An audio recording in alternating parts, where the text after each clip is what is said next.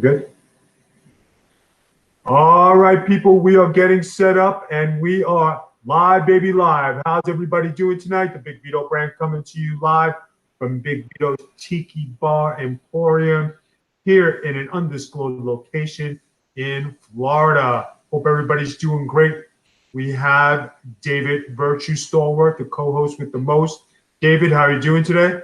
Big Vito, I'm doing great. Guess what? Monday, Rob Zombie releases his trailer for 3 from Hell, the sequel to The Devil's Rejects, starring Bill Moseley, who is in the church with you. So I'm excited to watch that tomorrow. Sounds good. Hey, David, I kind of like your haircut, man. You got it going on today. I know. And a week ago, I did trim the beard, but I let it slide. So no, you're looking good, man. Looking good. But I'm trying to keep up with, like you said, here and here, best I can, man. No, I've been busy with taking care of my mom, so give me some slack. What is the update on Mrs. Stalwart? What's going on? She's at home. She's been at home now for several weeks. She's moving around. She has global aphasia from the stroke, so she's working with speech therapists, so that's still a work in progress on the speech. We're trying to find ways that she can communicate better. Hopefully, the doctors think that she can have the brain, what do they call that? Plasticity, where the area around the small area of the stroke that was affected can relearn all of that speech stuff and communication stuff that got her by all these years. Can I tell you something? Go ahead. When my wife had a stroke and she couldn't do anything, and it was my idea to get her on the computer and put the headphones on and start listening to things. Might be something you want to consider. I know you're trying to listen to what the doctor says, sometimes a little common sense, and how your mom playing word games and getting associated again might speed her recovery and, make her brain work because she's actually doing something she likes, not something she has to do. And you know what? That's good advice, and I'm going to listen to that because I noticed the more activities you give her, talking to her, words start popping out and things, you start literally having conversations with her again. I am 100% a firm believer in this. And when Noel, bits for tits. Thank you very much. When Noel's son,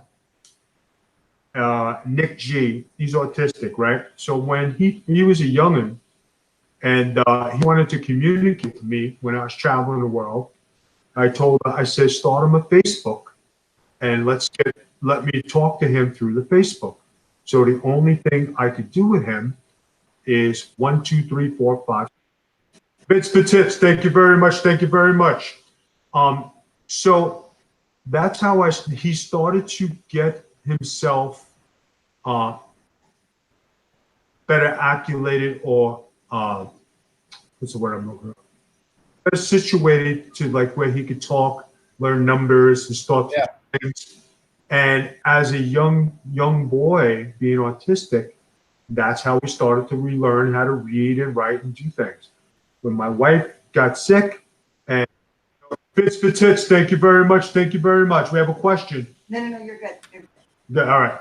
So, and with my wife sitting there, and I was at a point where, and guys, this is a true story, it's not bullshit. I was at a point where I got to do something.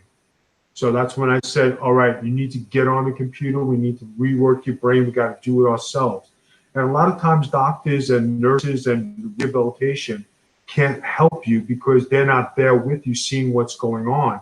And when you see somebody sitting there in a state, you feel helpless, and they say, you know what, I'm going to take this and I'm going to run with this myself. So David, my advice to you is get mom a pair of headsets, get her a microphone, let her talk, let her do things, let her read things on the computer, and let her start to get acquainted again with what life is like.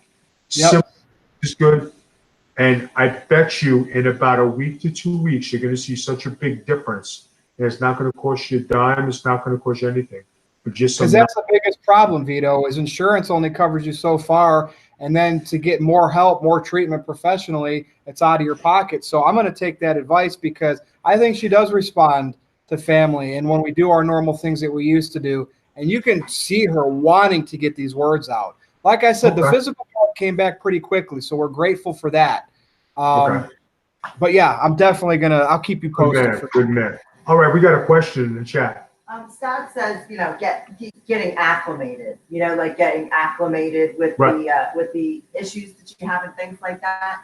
But it's interesting, like if Virtue wants to look back at the early stuff that I did with you and Vince, I don't even talk the same. Like you see each week a progression where even the sound was completely different. Like you didn't do the same thing. So so we are going to start Dr. Vito Lagrasso's Rehabilitation Center. Stroke rehab with Vito. And we are going to get Mama Stallworth back on track. And guys, I'm not a physician. I've just dealt with this, and this just comes from experience and just having a little common sense on things. And sometimes when people out there are going through the same thing, whether your child's autistic or your mom can't speak or something's going on, use the computer and have them talk and have them do the simple things, have them do their favorite things. You'll see a big difference and a great result. Good luck to Mama Stallworth. My boy here, David, I'm always with you on this. And now I would like to talk to you about another subject that happened. Since we're talking family stuff and we're talking things. And I would like to talk to you about this week's Troll of the Week. Yes, I did see glimpses of this, Vito. And what it comes down to, in my opinion, are these people behind these keyboards, right? Faceless, nameless, and they're calling out people that did it, that were in the big leagues, that did things. And some people can't stand that when they don't have success. That's my take on it. Please explain the whole situation here. Well, I made a post about the Undertaker Goldberg match, and we're going to get into discussing that in a bit. But I gave my views on how, the protocol, the protecting each other, the taking care of each other, and everything like that. And there was a guy, his name was Matt Colville, and he went on there and he said, I wanted 15 minutes of fame. I didn't do this. I didn't do that. And I am the most peaceful, non-confrontational person there is out there. And I do not want to have any drama in my life. I live in a place. Fits for tits. Thank you very much. Greatly appreciate it. And I just want to have good things happen, And if I am come off controversial, it's about things that I believe in or subjects, not being physical or having physicality. Fighting is just not, it's not what I want to do anymore. And if you had to come up the way I did and do all the fighting you've done, you get tired of it too. And you know what? Throwing your hands 24 hours a day, 7 days a week ain't the way to live your life. But this gentleman decided to troll me and abuse me. And I refused to answer him like I always do. And then all of Facebook, the brand, members of the Big Vito brand started to attack him. And, there was an army buddy of mine who was there. His name is Jim Mariani. And we were in Bravo 49 together. And this Jim, was defending me. And, we go back. You're talking about somebody I was in the army with 30, almost 40 years ago. And to have that respect from guys who you like, who you're in the army with, and they come up and they stick up to you, that says a lot. That's an impression. I'm going to tell you guys a story about Army. We had a guy in our platoon who couldn't fight. He was a nerd, and we had to do hand-to-hand combat fighting. So we were standing there. It was Jim, it was Lloyd Nichols, Bone, myself, a couple of other guys, and this guy was abusing the guy, making fun of him, like hitting him when he wasn't looking, making him look stupid. So me being me, the guy was a big guy, he was a big black guy, and I got the thing, and I got in there, and he's going, all right, who's next? So I picked up the thing, and I said, okay. I didn't even want the equipment on. So the drill sergeant stopped me and said, Vito, you got to put the thing on. I put it on, and I beat the living shit out of this guy with the thing. And after I beat him, I threw the thing down in his face, walked away. And you talk about sticking up for people. I've been sticking up and fighting for people since I'm a kid, and this goes even deeper, people, from when I was a young boy. And sometimes you stick up for your mother, or you stick up for your brothers, or you stick up. I've been fighting my whole life. And like, what's right is right, what's wrong is wrong. Bits for tits. Thank you very much. What was this guy's first name on Facebook? I probably didn't get engaged too much because usually I don't with that kind of stuff on Facebook. I even left that Matt, no. His name was Matt Collado. All right, so Matt, whoever, right? You're nameless, faceless. Who gives a shit about you? Here's the problem. Vito was commenting on a professional wrestling match with Undertaker and Goldberg, something that he did for years and years and was trained to do and was on TV in every major promotion. And so I remember seeing, he said you were a jobber on SmackDown for 6 to 8 months in a dress. If I remember correctly, you had an undefeated streak in that dress initially, correct? Yes, so sir, get your facts straight, bro. Vito knows what he's talking about more than you. Unless you're a worker in disguise, shut up and listen to his advice. He knows what he's talking about. He's done these matches. He's been hit in the noggin in matches, okay? And it's silly that people have to come out and say shit like that. Clear, you know what I mean? Especially with someone that was there and did the same stuff that they're critiquing. But what gets me is that when they go on my Wikipedia, or they go to Cage Match and they go to these things, thank you. Well, know what it is? You know what it is, bro? But nobody ever mentions the charity work I've done throughout the years, and it's there in bright lights. I don't advertise it. I don't say nothing. Because you're not supposed to. Russo said that. People that do charity stuff that promote that they do that, how genuine is it really? Exactly. Mick Foley. But the people that keep it hidden, those are the genuine people contributing to philanthropy. You're right. And you know what? And like, nobody will ever mention, they'll sit there and knock me, troll me, berate me, make fun of my wife. But do you ever look at the good things I've done in my life? And like I said in my post, I was never perfect, but I learned how to do things in the right way and better myself as a human being. And because I've done all this, I have a right to say, hey, what's right is right, what's wrong is wrong, and do it because I've experienced it, not because I'm trying to get 5 minutes of fame or because you think you have something on me, which you don't. Dude, look, your credibility is leaps and bounds above people on the internet, trolls. But here's one quick point. Noelle had her medical issue. You stuck by her side all this time. Look how great she's doing now. That speaks volumes. And you know what? We were listening to music today, and I had, I cooked and sitting there listening to music, and we were talking about how I saved her life. And she says, "What do you mean you saved my life?" I said, "Babe," I said, "if I didn't pick you up, put you in the truck, drive you to the hospital, keep you awake," I said, "you were gone." And my doctor friend, Dr. Robert, told me, said, "Vito, you got to keep her awake. You got to get to the hospital as soon as you can." And if I didn't come home when I did, or I did not take her to the hospital, let her sleep in the car, she would not be here today. And that's how I feel with my mom's situation. I was over there that night, Vito. I could have been home. It could have been her and my dad. She could have been sleeping in the bed. And the longer a stroke goes untreated, it could be deadly. Well, yeah, and you know what, people? You want to talk about real life situations and being a hero and doing things. I never talk about anything that I've done, but I have actually saved people's lives. I've saved a child's life. I saved a woman's life. I saved my own wife's life.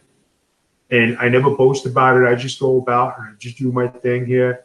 But people, before you talk about other people, it's for tits. Thank you very much. Learn about being humble and learn about somebody before you take something, judge a book by its cover. And it's very sad. And that's the way the world is today. Yes, and I feel you, Vito. I remember when I was about 10 or 12 years old, and I didn't know what the Heimlich maneuver was, but I see how people did it. My sister was choking on Chinese noodles. I went over there and just did my 12-year-old instinct. the noodles came out, right? I never talk about that. My sister and I, one-on-one, we joke about it sometimes. I don't know if she could have choked to death, but it's just being there with your family. The more you can be there to help them when they need it. Now, Vito, here's the big problem that this conversation stemmed from. What was up with Goldberg and Undertaker, two veterans? Goldberg, before he even got into the ring, was busted open from hitting his head on the door in the locker room. Seriously, I don't know if it's the referee's fault, the Undertaker's fault. Blame Goldberg for doing a spot that was maybe too risky for him at that age. Why was this match not called? We're going to talk about this right now, guys. And it's good that you brought it up. And I just want to say, when you reach a certain age, and it's hard to let go, you could still think you got it in you. And if you're not doing it every single day like you were, practice makes perfect. Repetition makes everything great. Reflexes are not the same. You might think you're in good shape in the gym. You might not think you could, your movements, your body. Undertaker has been, you can't say anything bad about the guy's great career. Everything is good, but you see the decline. And it came to a point where you say, you're wrestling once a year.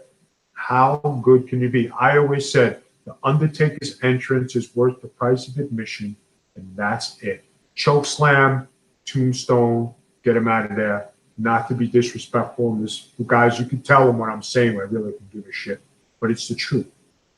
And as far as Goldberg goes, Goldberg came back because they got him to come back. They made money with him. He's a draw. They got the Saudi deal. They paid both of them well in the excess of $1 million each. Yep, that's the deadly thing right there. That's why they did it, Vito. Agreed. Exactly. So Goldberg gets in there. Is he a little reckless? Yeah. I mean, everybody could say reckless from the Bret Hart thing, not knowing how to wrestle, horrible. We heard it all. Excuse me. But on the same token, yes, we have a question. Seth said he would be proud to have you in his corner. Vito, Noel, and Virtue. Thank you very much. Thank you very much. Now, we're talking about, Goldberg being a little reckless. Yes, because he gets overexcited. Maybe he was never the wrestler that we want him to be, technically, but he still did his thing. And everybody knows you don't have to be great to be a superstar. You just have to be. The Undertaker's more well-rounded. And when, like you just said, how could this happen? Ego, not thinking you have to follow the protocol, everybody afraid to make a mistake because, oh my God, it's the Undertaker. But here you got a guy, Goldberg, who rammed his head into the pole, passed out in the ring. You saw him collapse. Where was the WWE sending everybody down there, doctors and everybody, to check on this man? Yep. They didn't. Where was the referee stopping the match, putting the look at this on my video. I know they can't see it on Twitch. Maybe they can. Isn't this for a reason? That's for a reason. Yeah. And then Undertaker continuing the match so he can go over. Instead of just saying, roll up, hey, brother, listen, I'm just lay right there. I'm just going to drop a leg. I'm going to drop something. I'll give you a suplex and we're going home. You're hurt. Because if that was me, and I've been in a situation, you get disqualified, you ball shot the referee, you do something, go to get a chair, nail him one time, lay in there, and get out of there, get somebody to help him. Chris Jericho did it when he wrestled Pac and with Charles Robinson.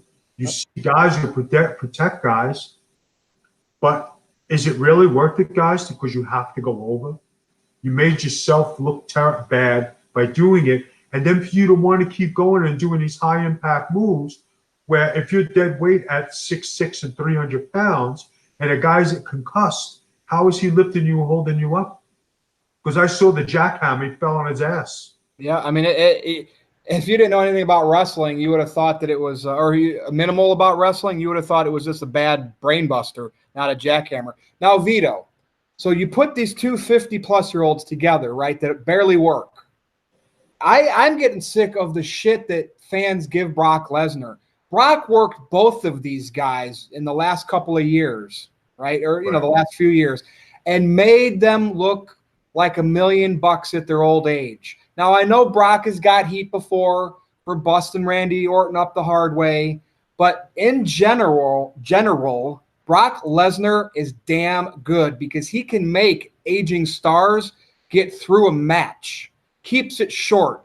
You know what I mean? So out of this situation we saw with Goldberg and Taker, can we not praise one Brock Lesnar for making guys like that at their age look good in a 5 to 10 minute match? Because I think a lot of people are ignoring that. And you know what? I think and that is why Brock Lesnar is paid the money he is paid, because right now he is the most legitimate and most well-rounded athlete in professional wrestling. Whether people want to be Jericho, you know, trolls, or, you know, they want to be Cody Rhodes fans or John Moxley fans, but when you talk about drawing power, putting asses in their seats, somebody who's going to wrestle, you got to give it to Brock Lesnar. Yeah, and that's what I thought of, because I'm like, why was this such a shit fest with these two guys? And of course, you know, the injury explained it, them not calling the match when they should have explained it. And then I'm like, but Brock Lesnar worked both of these guys, and, you know, sure, some of the matches weren't necessarily long, but guess what? People popped. People popped for those matches. And the common denominator was Brock Lesnar. Guys, I just have to say, like, you know, you look at what's going on, and you mentioned Roman Reigns. Did anybody notice that Roman Reigns' star is slowly, gradually going down the card? Well, that's interesting, Vito. Like, I wonder why that is. Because first of all, I didn't expect him back for like a year. You know, when you're battling leukemia, that's scary stuff, especially when it comes back. They brought him back, and it's just like they're keeping him in the mid card, and it's like I'm really wondering, did Vince finally give up on him, or, you know, I don't know. They just don't allow people to be stars anymore, with maybe the exception of Brock. No. I'm going to tell you, he doesn't have that aura he did when he was on Raw. He's not associated with the Shield. He went to SmackDown, which is the B show. Okay. Well, he's been on Raw with that wild card rule. Don't forget that. Now, but here's the thing. You could see his star is diminished, and he was never that big or portrayed to be big, and Vince gave him the push of pushes, which, okay, everybody, you know, wishes they could die for it. But if you can't deliver and you're not making it happen, and the people are not buying it, what could you do? What else can you do with a guy? You gotta put him heel. And here, let's talk about that, Vito. So I get what you're saying. I've been a proponent for them just going with the grain, or with the grain, not against it. People hate Roman. Dude, he should have cut the same promo. This is what Russo said to the fans, like Jericho did after Double or Nothing, like Sami Zayn did for a couple of weeks. You want to talk about getting the fans to bark and truly give you heel heat? That's what they should have did with Roman. Jericho's been doing it New Japan, Vito. He just had a match with Okada, right? The biggest baby face there is, besides Tanahashi in Japan. Okada went over with a roll-up or whatever it was. Normally, in New Japan, after a match, the champion gets flowers, has his title belt, cuts a long promo, and the fans all sit there and clap. Well, guess what they had? They booked. After the match, Jericho got his heat back and brutally attacked Okada. Didn't allow that to happen. They had Tanahashi come out of the crowd, the other baby face. Jericho powdered. Fans went home pissed because they didn't get to hear their beloved one cut that promo after a title victory. Jericho, brilliant. Heel heat. Getting in 2018, I thought it was a lost start until Chris Jericho. Why can't WWE look at that and say, shit, we can make Roman a heel? Because Vince McMahon's a stubborn asshole. Now, I would say that the WWE listens to our show, because remember when I said Brock Lesnar looked like a total tool and I abused him? I'm going to give the WWE another idea, and I'm going to give them the greatest new faction that ever lived and something that will revolutionize wrestling where they are going to make money free of charge. You want to hear it? Go for it. Bits for Tits, thank you very much. I am going to say it here on the Big Vito brand. The next version of the NWO. We have a question. Yes, it says, where is Vince McMahon when it comes to protecting his employees? Money comes first, and that is wrong. Money does come first, and he thinks of money because he's greedy. And if he would have took care of his wrestlers during the lawsuit and take care of the boys and pay them royalties, we wouldn't be having these problems. Exactly. He looks at them as independent contractors, not the employees, and that's why he doesn't give a shit about them. But in the state of making him money like Cena and all the, he probably footed all of Cena's medical bills over the years. Now, in the state of California, they're passing a bill. Did you happen to see this for what is it? What is it again, Noel? It's an independent contractor bill. And what it states is if they control where you work, you can't work for anybody else. Like a contractor that's building you a deck can go build your neighbor a roof on his house. If you say that they can't do that, then you are not really considered an independent contractor. If they can only build your deck, they are now your personal employee. You must cover their health benefits, their retirement benefits, and you must pay into unemployment tax as well, which is something WWE currently does not do for any wrestlers. All wrestlers pay their own taxes out of their pocket. Pretty shitty. But if that bill gets passed, watch out. Now, getting back to my idea, and I hope Dave Meltzer, all the scrub writers, some of the writers at WWE, I hope you're listening because I know you've been taking my stuff and you've been running with it. Here it goes, guys. The next invasion of the NWO, okay, I'm going to put the guy who's going to be in the lead.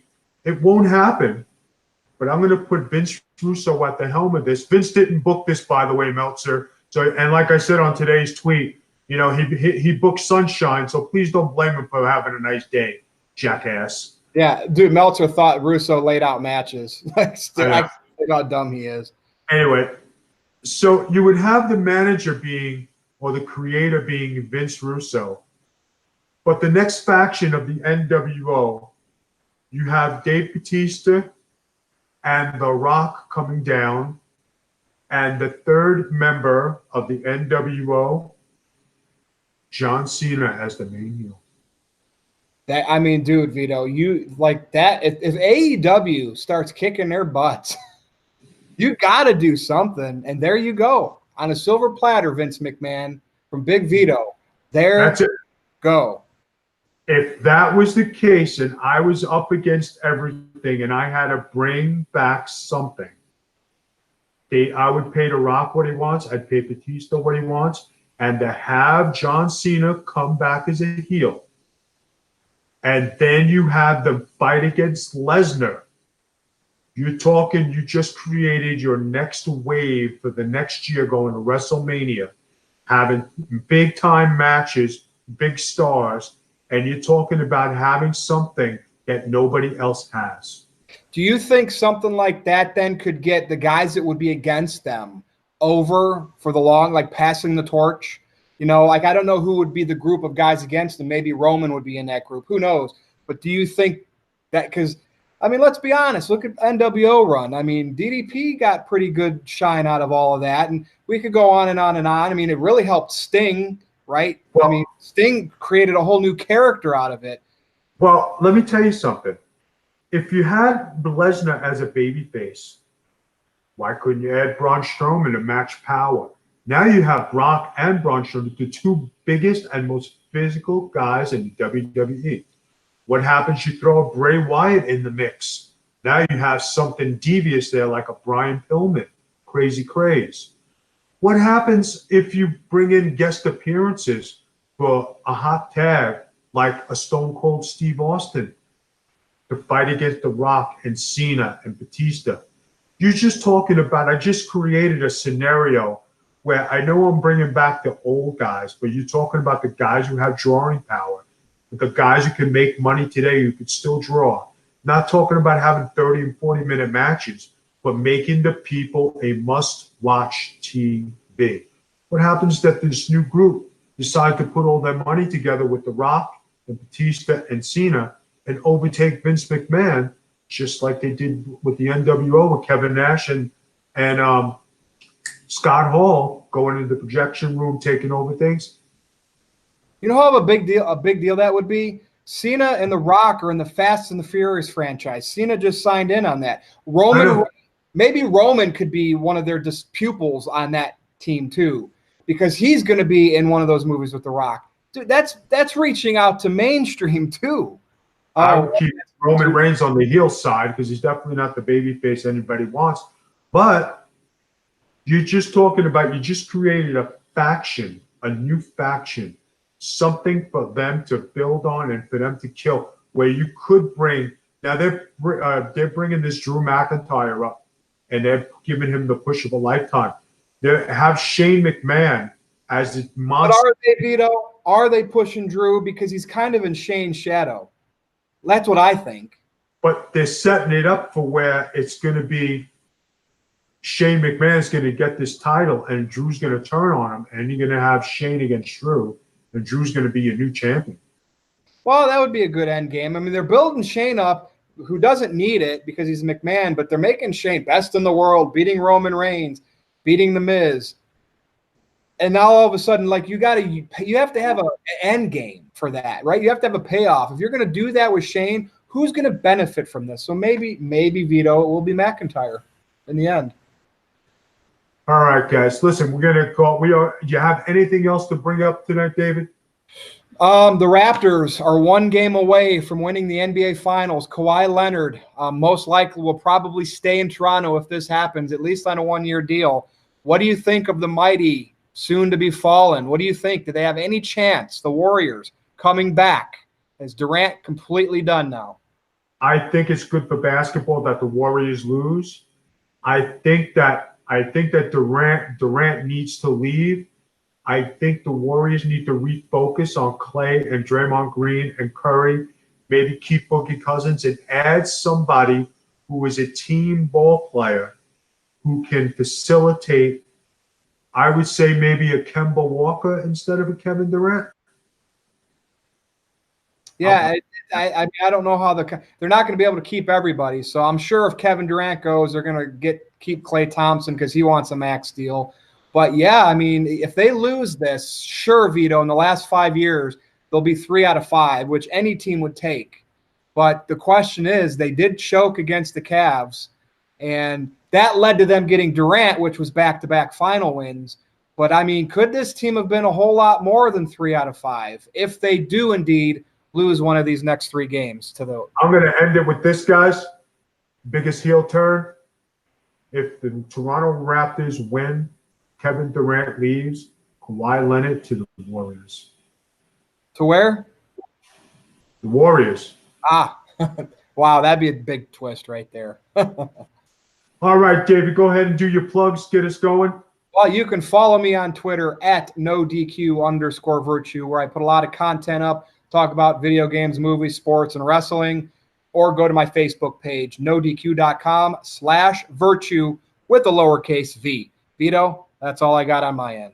And we got the Big Vito brand at bigvito.com. I want to thank everybody for stopping in. Check out Noelle Hall-Lagrasso and all she does on Twitter, Facebook, and all the rest. Noelle, you got anything to say? I will have this sound fixed by next week. I swear I will. I'm working on it right now. I had a sound crash during this. I will fix it. I promise. All right, guys. Listen, bits for tits, thank you very much. Virtue, always a pleasure. This is the Big V signing off. Reese's Pieces, dudes.